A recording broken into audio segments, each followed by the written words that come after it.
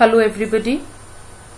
This is the explanation of the third stanza of the poem An Elementary School Classroom in a Slum by Stephen Spender. This is how the third stanza reads.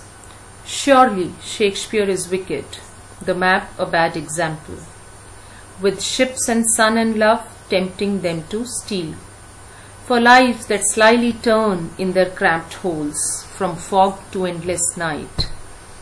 On their slag heap, these children wear skins peeped through by bones and spectacles of steel with mended glass, like bottle bits on stones. All of their time and space are foggy slum, so blot their maps with slums as big as doom. Now, in the first and the second stanza that I have already explained in my previous videos, the poet has a feeling of despondence. Despondence means hopelessness. He is despondent and has a tone of pessimism, a tone of, sadness. And this tone, this pessimism, becomes even more strong in this particular stanza. In fact, I would say it takes a tone of aggression. The poet here is quite aggressive when he speaks about the various pictures that are there in the classroom, that are hanging there as donations in the classroom in that slum area. Shakespeare is wicked, the map a bad example. This is the first line, and this line comes for, board examination. It is a very, very important question. Shakespeare is wicked, why, and why is map a bad example? Let us try to understand the first line. Shakespeare is wicked. Why is he referred to as wicked? Because in slums, where there is no education, where there is no wisdom, where value of education is minimal, beauty of literature, as depicted by Shakespeare in his dramas, in his literature, holds no value at all. Wisdom of Shakespeare becomes meaningless.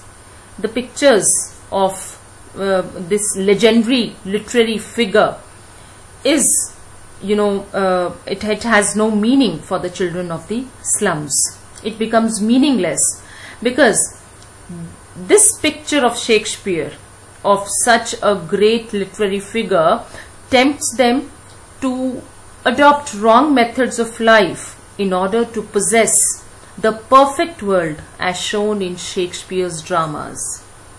So Shakespeare is referred to as wicked because he holds no meaning, no value for these children. They hardly understand the dramas, the literature written by Shakespeare. Why is map the bad example? The map, the map shows a world which is beautiful and bright. This map, whatever it shows, with all the bounties of, beautiful bounties of world, with all the scenic beauty of ships, sun, and feelings of love, feelings or emotion of love. So this map with all these things is unimaginable for these slum children because they have never seen or never experienced the world that is shown in this map. The expressions of ship, the expression of sun and love, these expressions are symbolic of the joy and brightness of life. And these children are deprived of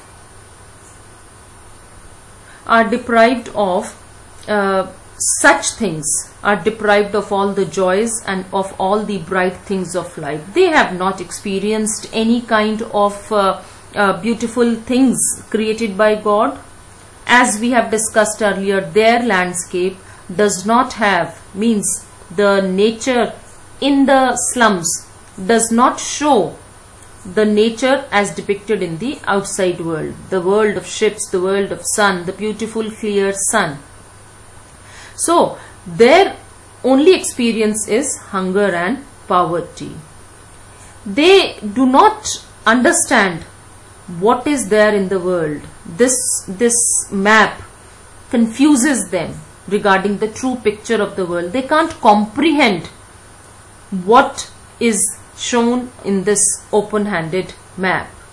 Instead, this open-handed map that is hung on the wall gives them false aspirations, false hopes. It raises wrong or false hopes in their hearts and minds. In order to, reach out to the world outside their slum areas, means in order to achieve what is shown in this open-handed map, these children sometimes tempt to adopt wrong methods, wrong means, even stealing sometimes, to get their dreams fulfilled.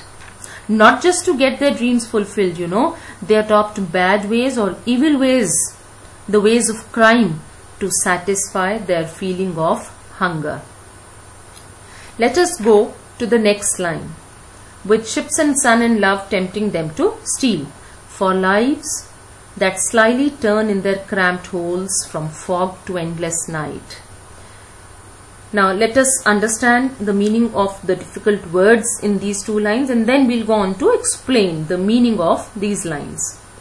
For lives, because lives of these slum children slyly means cleverly, turn and twist, means try to adjust in their cramped holes. Cramped refer to the very small, means spaces with not enough space, like their small holes refer to the small huts that these children live in. From fog. Fog is a metaphor for day, means morning, to endless night. Endless means continuous, never ending. Night, darkness. So throughout their life, fog to endless night means throughout their life, these children try to adjust themselves, try to make adjustments in their cramped holes, in their dark, dirty rooms, in their small, filthy rooms in the slums. And this adjustment they keep on making throughout their life, from foggy mornings till late at nights. These nights are long and endless. They are trying to meet both ends. In other words, we can say their entire life is a struggle for sustenance, for survival in their small, dirty huts. They keep on making desperate attempts to live in their slum areas, in their small huts, in their cramped holes. They keep on making adjustments to live and to survive despite all the difficulties of life. Their life is full of misery and suffering, because world for these children is confined to narrow streets of slums, and so we can say map is a bad example. We need to understand this expression very nicely. Foggy mornings, from fog to endless night, from foggy mornings till long endless nights, means this condition is a perpetual condition. Perpetual. Endless night is a metaphor which indicates a never ending condition. It is a never ending state, a continuous state. It is a never ending struggle for them. A perpetual means never ending. So they are always trying to make adjustments, and this struggle, this adjustment they have to make throughout their entire lifetime. Next we have on their slag heap. These children wear skins peeped through by bones and spectacles of steel with mended glass. Now these children refer to, of course, the inhabitants of the slum areas, the residents or the slum children, residents of the slum areas. On their slag heap. Slag heap is a large pile of waste material. It is a large heap of garbage, of waste material. On their slag heap means their life, the life of the slum children, is full of dirt and garbage. This is their world. This is their reality. They spend their entire life raking or searching in these slag heaps, in these heaps of garbage. They keep on searching for things that could be of use to them. And while they are sitting, or while they are searching or raking in this slag heap, these children wear skins. These children seem to have skins peeped through by bones. This expression shows that they are very weak and they have a worn out look. These children suffer from malnutrition. They are so thin because they lack nutrition, and being undernourished, they look more like skeletons, and their bones literally peep out of their thin skin cover. Their bones can be seen through their thin layer of skin. And spectacles of steel with mended glass. Now, while they are, sitting on this slag heap, trying to find out something that could be of good use to them, that could be valuable to them, they wear spectacles made of steel. These children they are seen to be wearing spectacles which are made of steel. But these spectacles are mended or repaired. Actually, these are the spectacles which were discarded by the affluent people, by the people of the rich or the elite class. And the slum children, what do? They pick up these broken spectacles, get them repaired, and they wear them. They use them. So, like pieces or bits of bottle, this simile we have to understand. Like bottle bits on stones means like pieces or bits of bottle lie scattered on a stone after breaking. Likewise, in a similar way, while sitting on a slag heap, these children wearing specks of mended glass, these children look like bottle bits on stones. In other words, we can say the glass of their specks look like pieces of broken bottles which are lying scattered on stones. Means their life is equally scattered and shattered. Their dreams have also been shattered, have also been broken by the harsh reality of their lives. Let us go ahead. Spectacles of steel with mended glass like bottle bits on stones. You have to understand the meaning of this simile clearly. Next line is, all of their time and space are foggy slum. These children, the poet explains that these children face so many hardships in life. They spend all their life, all their time, their entire life is spent in this space only. So their time and space both mean foggy slums. So the foggy slums comprise the world for these children. The slums are their only reality, their home where they spent their lifetime. So blot their maps with slums as big as doom. Blot is to mark. Their maps means the map of the rich people. The open-handed map that is hung there in the classroom. The map of the affluent. There here refers to the map of the rich class, the map of the elite class. With slums.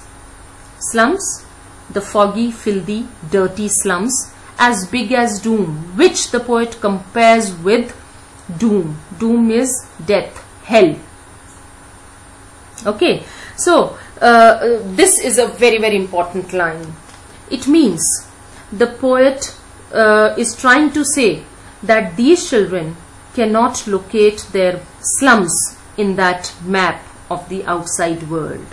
So it is urgently required that these slums, which are considered to be a blot, should be mentioned in the world map. They should also be located or marked in the world map, in the map of the world hanging there in the classroom, which shows the outside world, which shows the beautiful world as given by God. In other words, we can say the poet wants to blot the maps with the slums in which these children live. Why he wants to do this? Because the only world that these children know about is their slum. And when they cannot locate their slums on the map hanging there in the classroom, they cannot relate, they cannot understand what is shown in the map, because they can't see their own slum. When the map is supposed to show all the places of the world and they cannot see their own slum there on this world of on this map of the world, so this map confuses them. This map they cannot relate to. So the world on the actual map is meaningless for them. And the expression as big as room, as big as hell refers to, because the poet sees the foggy, filthy slums as big as room. Why? Because the life in these slums is even worse than hell, is even worse than death. So these slums are massive, big as hell. They are huge, and these slums are, places where these people keep on living their entire life without even the basic amenities. In other words, we can say that the poet means to say that these slum children, these inhabitants of the slum, these slum people should also be given opportunities, should also be provided basic amenities like the people in the outside world have, so that they can also lead a dignified and civilized life. The poet actually is asking the people to blot the maps of the outside world with the slums, because he wants to reduce the gap, the distance between the two worlds.